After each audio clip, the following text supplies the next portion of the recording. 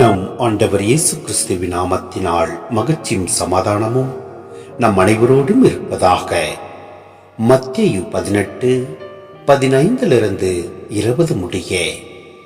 உங்கள் சகோதரர் சகோதரிகளுள் ஒருவர் உங்களுக்கு எதிராக பாவம் செய்தால் நீங்களும் அவரும் தனித்திருக்கும் போது அவரது குற்றத்தை எடுத்து காட்டுங்கள். அவர் உங்களுக்கு செவி சாய்த்தால் நல்லது, உங்கள் உறவு தொடரும். இல்லை என்றால் 2 அல்லது 3 சாட்சிகளுடைய வாக்குமூலத்தால் அனைத்தும் உறுதி செய்யப்படும் என்னும் மறைநூல் மொழிக்கு ஏற்ப உங்களோடு 1-2 பேரை கூட்டிக் கொண்டு போங்கள்.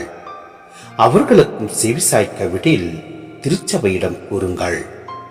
திருச்சபைக்கும் செவிசாய்க்கவிடில் அவர் உங்களுக்கு வேற்று இனத்தவர் போலவும் வரி தண்டுபவர் போலவும் இருக்கட்டும்.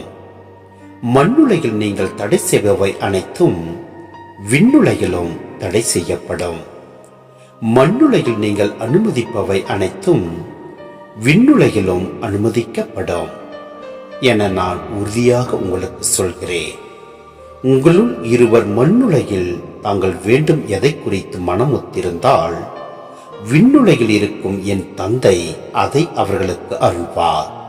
ஏனெனில் 2 அல்லது 3 பேர் என் பெயரின் பொருட்டு எங்கே ஒன்றாக கூடியிருக்கிறார்களோ அங்கே அவர்களிடையே நான் இருக்கிறேன் என உறுதியாக உங்களுக்கு சொல்கிறேன். சிந்தனை. திருச்சபையில் உறவுகள் தழைக்க சில தெளிவான விதிமுறைகள் இங்கே தரப்படுகின்றன. உறவுகள் பாவத்தினால் கெடுகின்றன.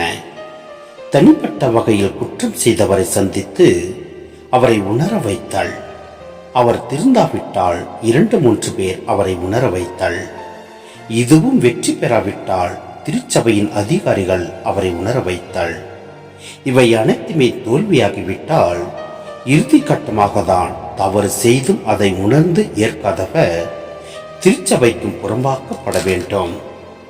மத்தேயு குறிப்பிடும் திருச்சபை முழுக்க யூத கிறிஸ்தவர்களை கொண்டதே.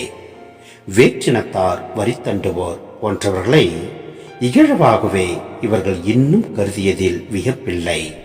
ஆகவே திருச்சபைக்கு புறம்பாக்கப்படுகிறவர்கள் வேற்று இனத்தவர் போலவும் வரி தண்டுபவர் போலவும் இருக்கட்டும் என்று அவர்கள் நினைப்பதில் வியப்பில்லை.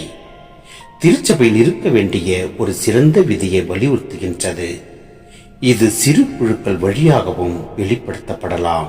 எனவே நாம் இவற்றை ஏற்று இவற்றின்படி நாம் வாழ முயல்வோம். எல்லாம் அல்ல இறைவன் நம்மை நிறைவாய் ஆசீர்வதிப்பார்.